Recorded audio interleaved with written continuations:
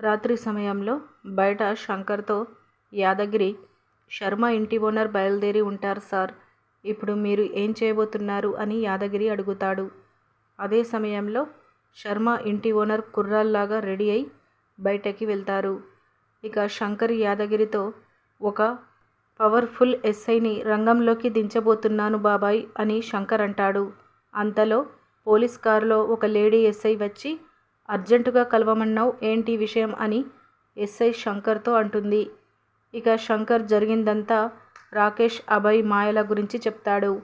Cut చేస్తే రాకేష్ ఫోన్లో, నన్ను ఏం చేయలేక మా వాళ్ళని ట్రాప్ చేస్తావా అని శంకర్తో మాట్లాడతాడు. నీకు దమ్ముంటే నువ్వు వచ్చి వాళ్ళని తీసుకువెళ్ళరా అని శంకర్ అంటాడు. ఇక ఇంటి ఓనర్ శర్మ ఆడవేషంలో ఉన్న శంకర్ తమ్ముళ్లతో ఒక గెస్ట్ హౌస్లో డ్యాన్సులు చేస్తూ ఉంటారు. అక్కడికి రాకేష్ వస్తాడు. అదే టైంలో ఎస్ఐ కానిస్టేబుళ్లతో కలిసి అదే గెస్ట్ హౌస్కి వస్తుంది. ఇక రాకేష్ పోలీసులను చూసి దాక్కుంటాడు. ఇక ఎవరి రూమ్లో వాళ్ళు శర్మ దుప్పటి కింద, ఇంటి ఓనర్ బెడ్ కింద దాక్కొని ఉంటారు. ఇదంతా శంకర్, యాదగిరి ఒక చోట ఉండి తొంగి చూస్తూ ఉంటారు. ఇలా మనకి చూపిస్తారు.